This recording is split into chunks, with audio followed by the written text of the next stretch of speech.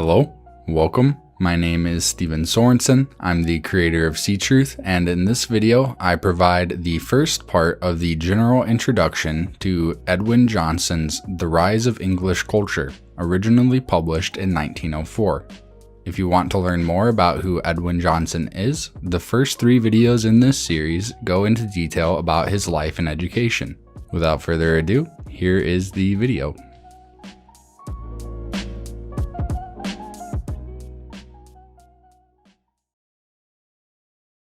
About 400 years ago, according to the unanimous opinion of our historians, the foundations of our modern culture and institutions were laid.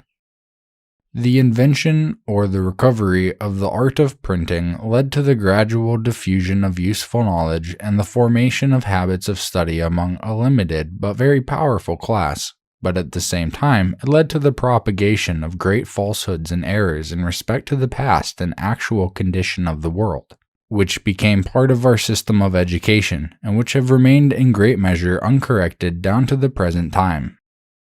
These still exert, in the opinion of many, a baneful influence upon our thoughts and habits by hindering us from seeing the world as it is, and our fellow men as they actually are.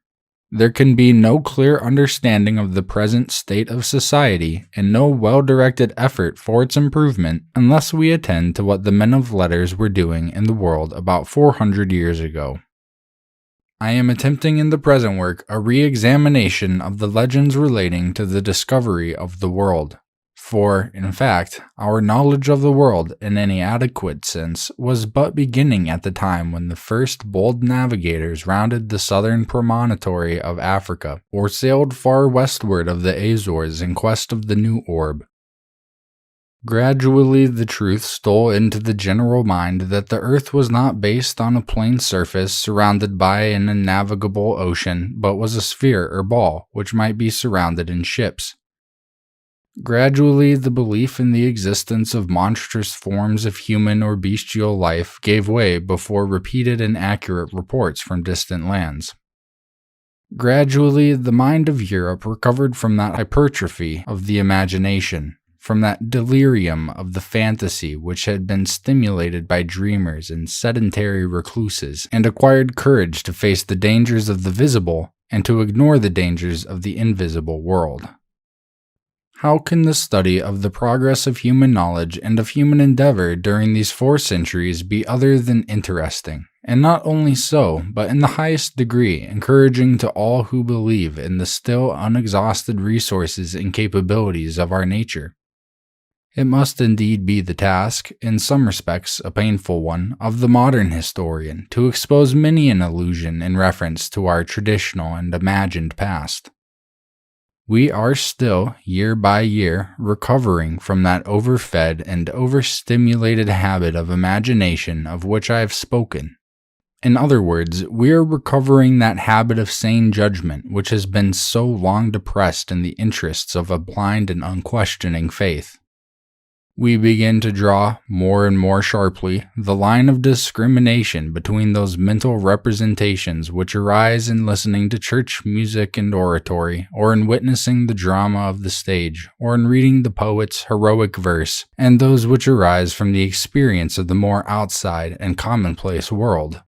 The need in every branch of thought and inquiry is to separate fancy from fact. The need is to control the licenses of the imagination and to be controlled by the authority of the seen, the proved, and the known. A judicious habit begins to prevail.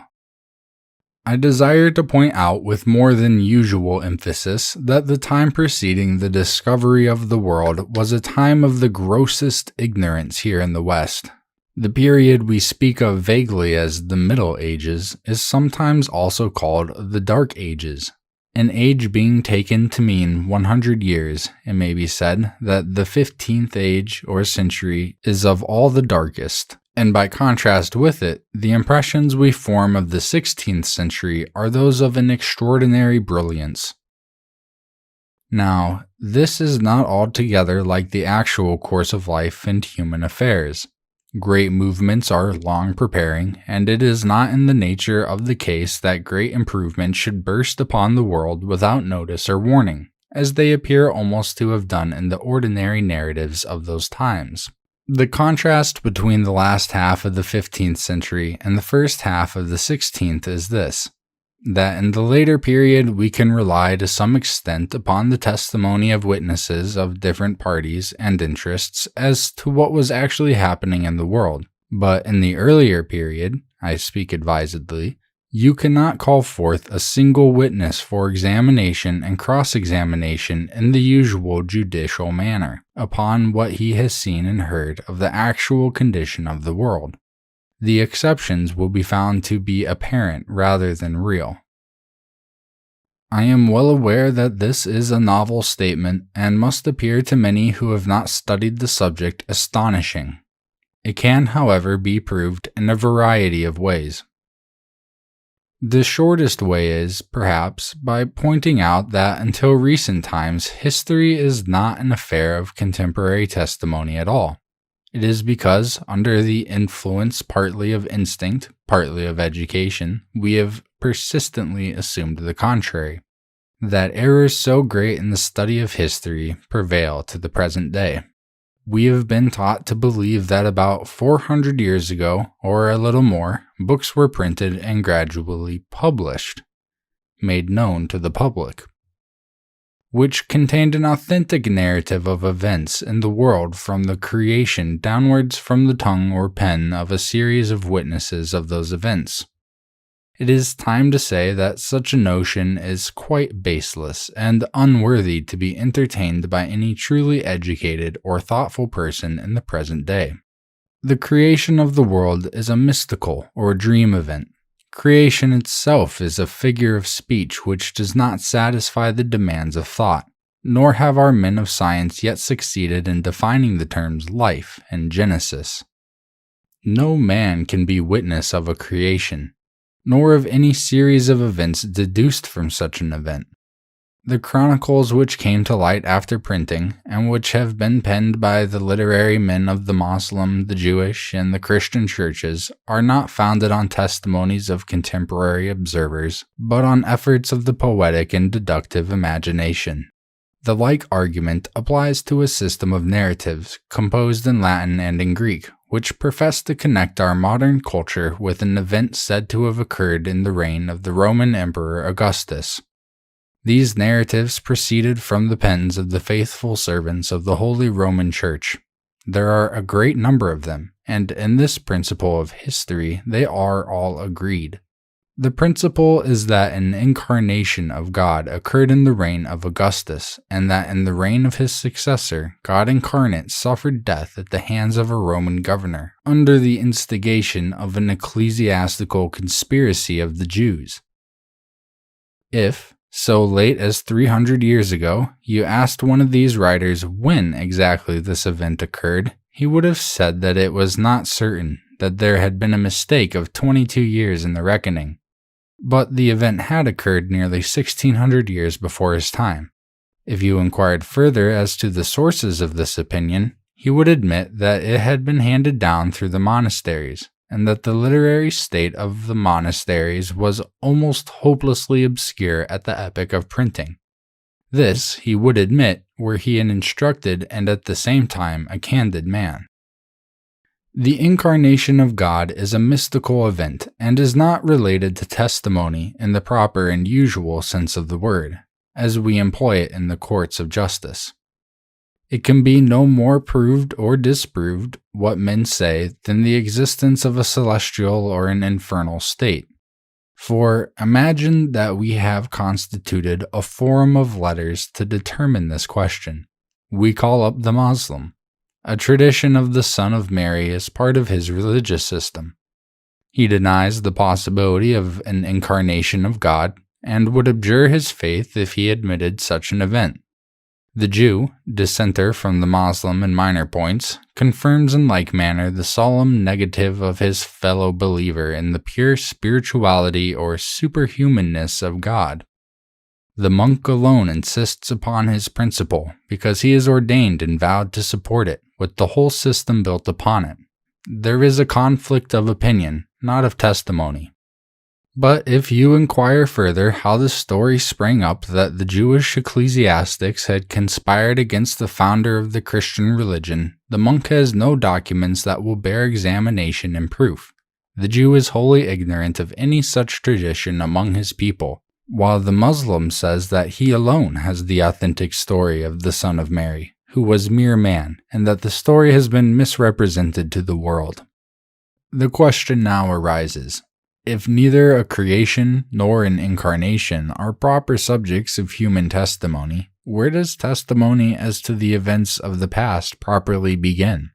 Of what event can we say this is proved according to the ordinary rules of evidence? That is to say, by contemporary eyewitnesses, men able to observe and willing to report, if not the truth, the whole truth, and nothing but the truth, at least the substance of the important fact? The Muslims look back to the flight of the Prophet and date downwards from it.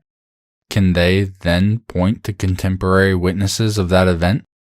On the contrary, when the rise of their literature is considered, and its nature, it will be seen that they began to write when their great period of struggle and conquest had long receded into the dim distance of enthusiastic fancy. The literature is much later than is commonly supposed, and is dictated by a brilliant effort of the imagination. When it was said, on the expulsion of the Moors from Spain, about 400 years ago, that they were entitled to that land by a possession of 700 long years, the statement rested on vague conjecture, like a number of other statements of the same kind, and in the like interest. We have no authentic narrative from any side of the time and the manner of their entrance into Spain, and of the succession of events from that time. It is sufficient to point out that their history is constructive, like that of all peoples, and that about 400 years ago the students of the West looked up to them as the leaders in all branches of culture. I desire not to be prolix, and to leave much to the meditation of the intelligent reader. I am not writing for those who think it the part of wisdom to receive any fresh opinion with sneers and jeers, with the exclamation and declamation, but for those who take an interest in the solution of intellectual and moral problems. Still, I have reason to believe that there are men of the higher character who have found a stumbling block in what I have written, and it is a delight to me to address my arguments to such men. Let me, then, point out that testimony, in the proper and ordinary sense of the word, is the function of the individual, not of the corporation. If an embattled host of Muslims shouts their war cry in unison, "There is no God but Allah, and Muhammad is his apostle," this is the manifesto of a military corporation, the expression of union and brotherhood among its members, the denunciation of its foes. It is the exertion of united wills. It is not testimony to fact. So of a hymn sung by a chorus of monks in praise of the salutary virtue of the cross, the recitation of the creed, or any history that has been merely learned by heart. It is among the unhappy abuses of ecclesiastical language that men should be called martyrs who suffer not for being witness to what they have seen, but for adhering to a statement they have been taught to recite. It will be found, when the subject is fully understood, that it is the grossest blunder on the part of any critical historian to treat the chronicles which came to light after the invention of printing as if they contained the evidence of independent observers of the world. They were, on the contrary, the production of men who had been taught to agree upon a dogma and a fable. And though their manuscripts may be impressive upon the mind of the unwary reader, their opinion is of no more value than the opinion of a solitary man. If that opinion be once fairly challenged and its foundation denied, the whole fabric falls to the ground. The reader may ask how it is that these points have been so long neglected, how it is that they have escaped the attention of our most skeptical and thoughtful historians. There is a very instructive answer to this question. During the revival of letters and the Great Rebellion against authority and dogma associated with the name of Martin Luther, there were brought to light some expressions of doubt or even of contemptuous denial in reference to the tales which came from the monasteries, the strength of which had never been surpassed. It was said that the accomplished pontiff himself, Leo X, had avowed in a letter to a cardinal that the Christian story was nothing but a fable profitable to the clergy. It was said that young wits in Rome had declared the story did not rest on authentic testimony, but on saintly tricks.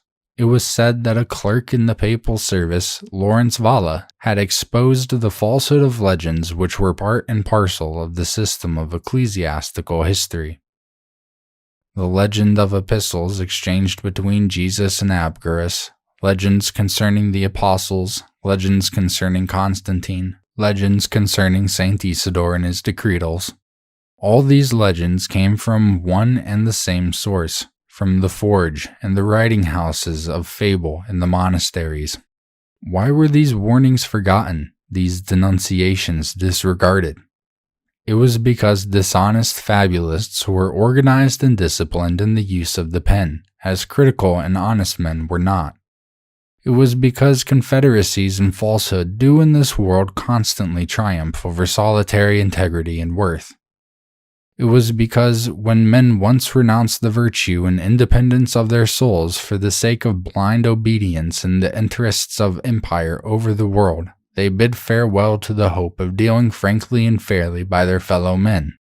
It is because the uneducated multitude, ever fiery hot for fable and icy cold to truth, tacitly encouraged their would-be rulers in the cultivation of the appetite for the absurd, the impossible, and the incredible.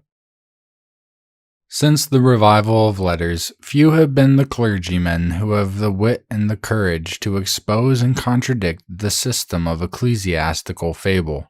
Beyond a certain point, a man in holy orders cannot proceed without facing the necessity of resigning his own position or being guilty of at least gross inconsistency. Could we discover and bring to light a list of bishops and other dignitaries who, having discerned in studious hours the rooted falsity of the whole system they had been vowed in youth to defend, renounced everything for truth's sake, they would indeed contribute a nobler roll of martyrs than any of whom the world has yet heard. But it seems human nature is not so constituted.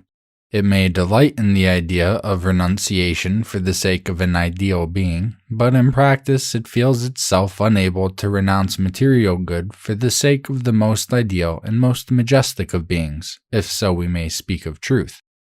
Among the laymen who have dealt with history stands out eminent one of the simplest and purest-minded of our countrymen, David Hume. Here was an admirable spirit not to be deterred from telling what he believed to be the truth by rude obloquy or by fear of poverty. He seems to have offended the absurd among his countrymen by insisting that our ancestors were in a very barbarous state until about 300 years ago. He was in the right, but how was it that a man who meditated so seriously the nature of testimony did not discover, as he advanced in his work, the still deeper barbarism and unculture of 400 years ago? It is no uncommon thing for a man who is strong in his apprehension of general principles to be lax in his application of them. Hume did not bring his critique of human testimony to bear fully upon the documents of English history. He says, in effect, in one place, that the name of saint is synonymous throughout ages for mendacity, and he frequently scoffs at the nonsense and indecency of the monastic writers. But he never saw that he had to do with a literary conspiracy rather than with a number of distinct writers. He did not investigate chronology. Neither he nor Gibbon appear to have given attention to the remarkable assault on the part of certain Jesuit scholars upon the early or Benedictine church literature about 200 years ago. There is a passage in Hume in which he points to the knowledge of classical literature enjoyed by the monks. Had he made a wider study of the subject, he would have seen that the fact is an infallible index to the epoch of those writings, that is, the revival of letters. It can be shown beyond dispute from documents only brought to light during the lifetime of Hume that culture was only beginning in any worthy sense among the men who had founded the colleges of Oxford and Cambridge during the reigns of the first princes of the House of Tudor. The like holds good of all the schools of the West, but it is impossible to produce the evidence in this place which lies in mass in the annals of the order of Saint Benedict and its literary history, which has never yet been examined with thorough critical attention. It is time to speak more pointedly concerning the order of Saint Benedict. I have dwelt so much upon their literary efforts in a previous work that a Catholic writer has said of me, "I have Benedictines on the brain." A man who is constantly thinking of a particular subject may be said to have that subject on the brain. It is modern history which I have at present on the brain, and I know that this subject cannot be understood without attention to the Benedictine system. The case stands thus. The whole of our Christian literature came to us from the hands of the hierarchy of the Holy Roman Catholic and Apostolic Church. The oldest family in that hierarchy is the Order of Saint Benedict. The whole mystery of the literature lies with them. About 400 years ago, they began to translate the Hebrew Scriptures into Latin, and it should be well borne in mind that to Martin Luther, they say about the year 1503, the discovery of the complete Bible was the discovery of a treasure hidden afield. I need not dwell upon the tales concerning the various editions of the Bible since the invention of printing. The fact is clear and indisputable that the general knowledge of the books was but beginning, whether within or without the monasteries, at the epoch to which I have so frequently referenced, and that their previous history is utterly dark so far as direct evidence is concerned. Whether we inquire into the literary activities of the monasteries or of the Jewish synagogues. All the literature designed to illustrate the Bible, on the Jewish side, the Talmud, containing the writings of the fathers and doctors of the synagogue, on the Christian side, the Chronology, containing the corresponding writings of churchmen, slowly came to light during the 16th century. We shall not greatly err if we rest our minds on the year 1500 as that which roughly divides a published literature from a preceding secret literature. Who was Saint Benedict? He is a person entirely unknown outside the cloisters where he was extolled, along with Saint Basil, the patriarch of Eastern monasticism, as the great patriarch and lawgiver of the West. They say that Saint Benedict was born not far from the time of Mohammed, even as the two systems of religion were rivals in the world at the time when the story was circulated. And even as the devout Muslim was taught to couple the name of his prophet and lawgiver with that of the Almighty, so the devout unlettered Christian of the West was taught to couple the name of Saint Benet with that of Christ as Almighty God in prayer. It is a curious question for what reason the abbots fixed upon the general name Benedict, which is the Latin rendering of the divine name, unutterable, they say, among the Jews, as the proper name of their ideal head.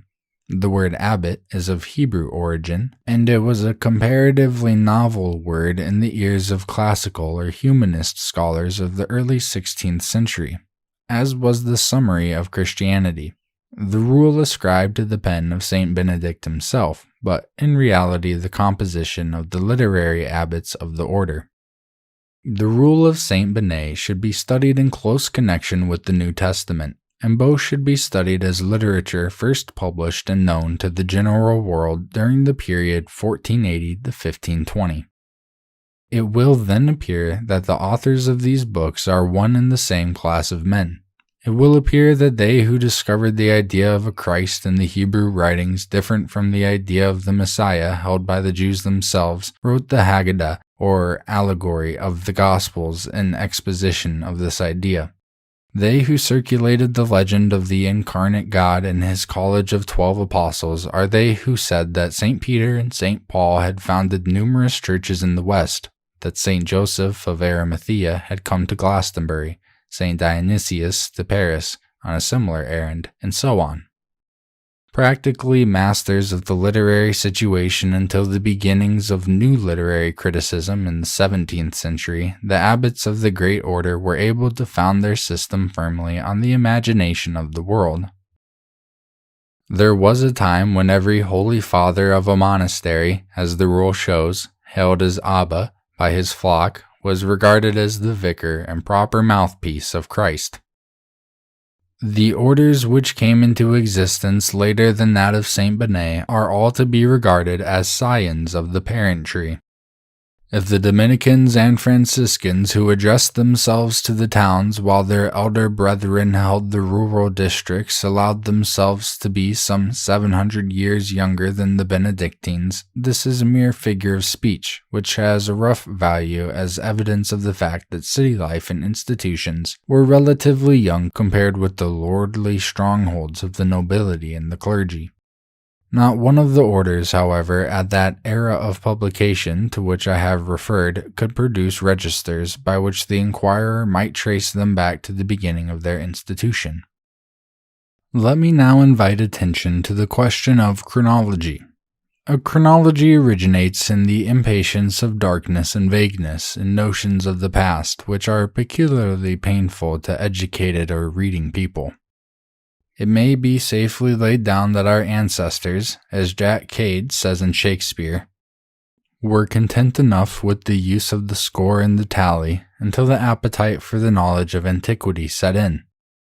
Time being a mental conception founded on experiences of the senses, we can only make a clear image of the past from the analogy of measured and divided space. We think of descending the course of a stream when we advance from the early to the recent, or of ascending the stream when we seek to recover the earlier from the recent event. Or we think of a climax, scale, or ladder by which we seem to descend or ascend the length of a given period, the distance between each rung being, by the connection which has come down to us from the revival of letters, an age or period of 100 years. The question arises, at what epoch was this chronological scale laid down, and what is its value? Again, I would point the reader to the era of publication, about 1480 to 1520, in the accepted figure of speech. Our Christian chronology is Benedictine chronology, and, like everything else in the system, has claimed for it an imaginary antiquity, which disappears before evidence from the era of publication itself. The Benedictines say that the chronology was laid down in the age of Benet himself by one of the abbots, Dionysius Exiguus, as they jestingly call him, who introduced the custom of computing time by the years from the Incarnation. They say that some 500 years later, another member of the order, Marian, the Scot or Irishman who was connected with the famous literary cloister of Fulda, discovered that there were 22 or 23 years error in the calculation, and amended it accordingly. Not to weary the reader with an unnecessarily elaborate exposure of this fable, the mere fact is that it was not known to general scholars until about 300 years ago. One of the most illustrious of them, John Selden, says that he was the first to notice, on the credit of the story, that the chronology needed correcting by the 22 years. The study of chronology, as distinguished from the invention of it, is a 16th century study, and the name of Joseph Scaliger marks a beginning. The invention of it cannot, I believe, be traced higher than about 400 years ago. A large number of early printed books are without date. A large number have been antedated for interested reasons. Therefore, we can only form the opinion from this branch of the evidence that the custom of dating documents by the Christian scheme had not become general at the time of the establishment of the printing presses. Again, in writings of the monks, which may be referred to about the same time, the habit is discovered of dating by the year of an abbot or of a pontiff or a king designated vaguely, example given Edward, without specifying what Edward. I need allude merely to the trouble thus occasioned to an industrious inquirer like Mr. Thorold Rogers, who was a strong, though it seems unconscious witness, to the lateness of any authentic registers. The Paston letters, again, ignored the habit of dating by Christian years, though they recognized the anniversary feasts of the Church. Again, in writers during the era of publication, there is great diversity in the habit of dating the year. It is the year of salvation, the year of human salvation, or the year of the Virgin's delivery, or of the Incarnation, or of the Nativity, or from the natal day of Christ, or the number of the year is simply given. I have not been able to ascertain when the important abbreviations AD or AC came into use, but it was hardly before the 16th century. Upon this point, the reader may usefully consult some statements in Father Germain of the Jesuits in the controversy with the Benedictines about 200 years ago, to which I have before referred.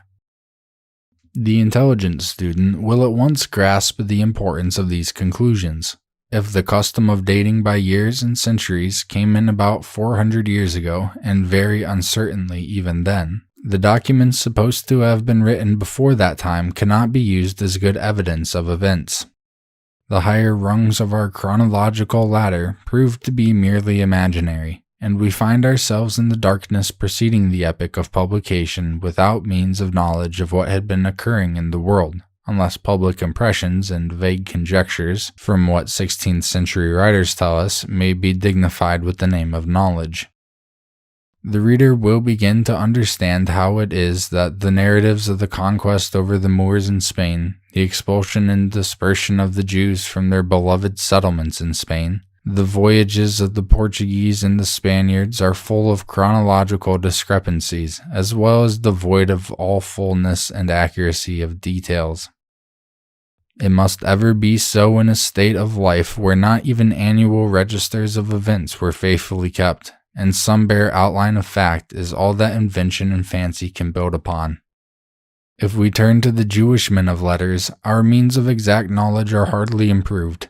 It is not, I believe, held by competent critics among the Jews that their calendarists and chronologers had completed their system until some comparatively short time before or after the terrible Spanish persecution.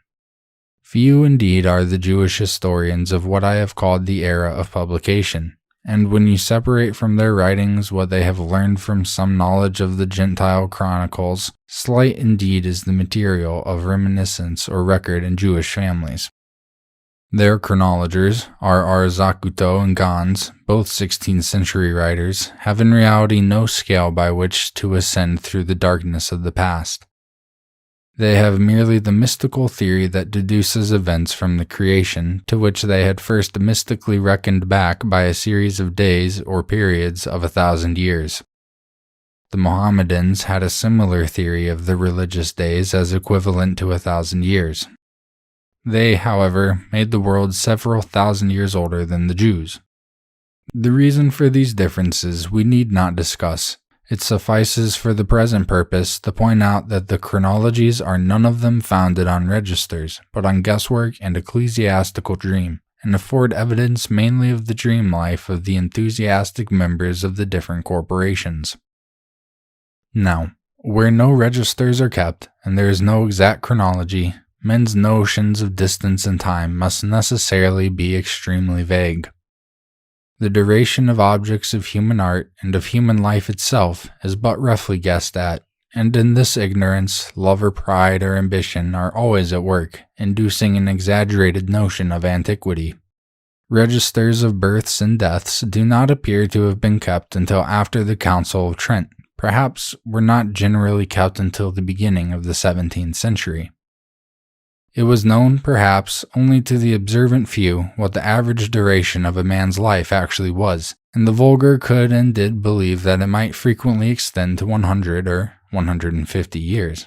Although a Hebrew psalmist gives the limit as 70 or 80 years, according to his actual experience, so imposing is vast, imagined, and unrecorded distance upon the imagination, he might find no difficulty in patriarchal longevity of several centuries' duration. In our popular English chronicles, published during the 16th century as history, you will find many illustrations of these false and absurd notions, both as to size and as to duration. The reader is calmly invited to believe that in far distant times men possessed teeth many inches in length and lived habitually to see many hundred summers. These are not to be regarded merely as bold lies invented for a lie-loving audience. They appeal to a state of belief and taste no longer possible in a newspaper-loving age. The zest for tales concerning size and duration is now dying out, or dead.